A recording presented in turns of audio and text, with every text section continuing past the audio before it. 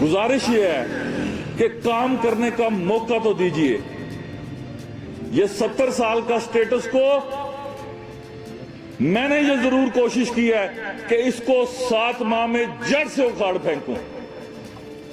और इसके जितने मुतासरीन हैं, चाहे वो आटे के स्मगलर हैं, चाहे वो सिगरेटों के स्मगलर हैं, चाहे वो बिजली के चोर हैं, चाहे वो टैक्स के चोर हैं, और चाहे वो लोगों के जज्बात के चोर हैं, चाहे कोई चरसी है, चाहे कोई मंशियात फरोश है, उन सब के ज़हनों में एक बात तसलसल से आती है कि अगर ये सियासी कारकुन आजाद कश्मीर के इक़्तिदार पर चंद माह और फायज रहा तो हमारे सब के कब्रिस्तान बनेंगे।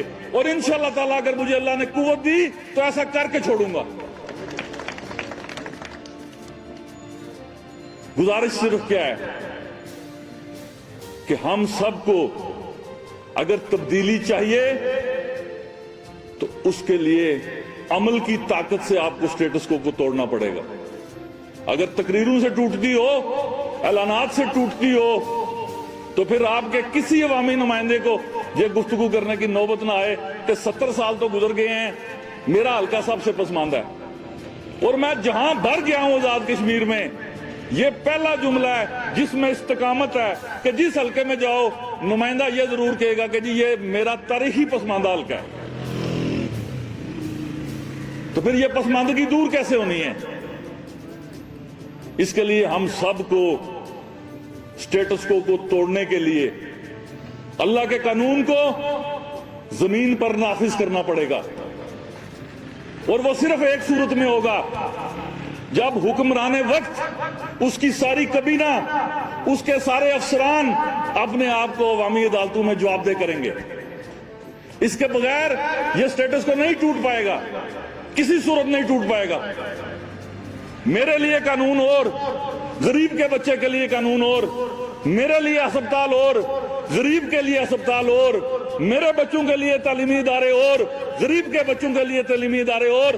फिर इस मुनाफकत से अगर आप चाहें कि स्टेटस को टूटे, आइंदा 100 साल भी नहीं आप तोड़ पाएंगे। मैंने आते हुए क्या किया? 51 डॉक्टर बरतरफ कर चुका हूं, 40 से ज्यादा ग्रेड 17 के लेक्चरर और प्रोफेसर भी घर भेज चुका हूं। उसकी क्या वजह है कि वो तनहा लोगों के टैक्सों के पैसों से लेते थे, लेकिन ना वो अस्पतालों में हाजिर थे, ना वो कॉलेजों स्कूलों में पढ़ाते थे। बायोमेट्रिक का निजाम नाफिज किया कि 8 बजे सुबह जुमला अवामी नुमाइंदों को ये इख्तियारात दे रहा हूं कि जाएं, जाके देखें उनके सरकारी अफसरान, उनके डॉक्टर, उनके टीचर्स अपने अपने अदारों में हाजिर हैं या नहीं है। किसी लीडर का, किसी वजीर का भतीजा, भांजा, बेटा मेरे कलम से नहीं बचेगा अगर वो लोगों के टैक्सों के साथ खिलवाड़ करेगा।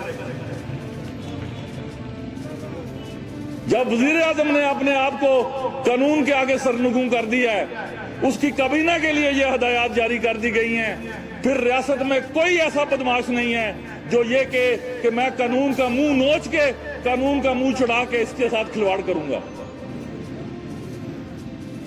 फिर सबको कानून की हाकमियत पर यकीन करना पड़ेगा।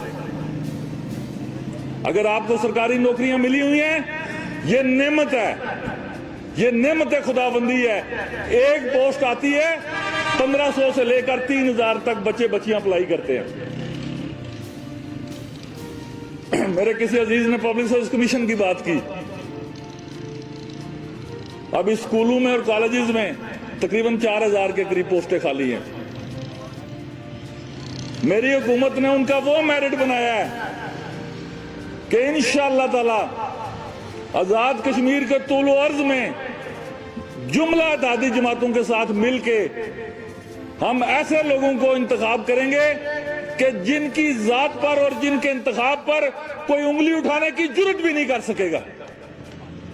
लेकिन उसमें एक खामी जरूर होगी, आपके सियासी अजीज भर्ती नहीं हो पाएंगे, किसी वजीर का रिश्तेदार भर्ती नहीं हो पाएगा, किसी मेंबर जिला काउंसिल का, चेयरमैन यूनियन काउंसिल का रिश्तेदार भर्ती नहीं हो पाएगा। ता वक्त है कि वो मेरिट पर ना आता हो। और मेरिट क्या होगा? किसी भी बच्चे या बच्ची की तालीमी काबिलियत। कोई उसको सियासी इंटरव्यू की बुनियाद पर बरतरफ नहीं करेगा, उसके मेरिट लिस्ट को उसके नंबर कम नहीं कर पाएगा। जो आला सलाहियतों का मालिक बच्चा या बच्ची है, उसके घर पे तकर्ररनामा पहुंच जाएगा। आप लोगों को इस निजाम से बाहर निकलना पड़ेगा, तब्दीली तब आएगी। अगर पिछलों की रविश पर भी चलना है तो फिर यह जुमला आपकी आने वाली नस्लें भी सुनेंगी कि मेरा हल्का सबसे ज्यादा पसमानदा है। यह पसमानदगी हल्के में नहीं है, यह पसमानदगी ज़हन में है, यह पसमानदगी कल्ब में है, यह पसमानदगी आपकी रूह में घुस चुकी है। इसको निकालना पड़ेगा, फिर यह पसमानदगी दूर होगी।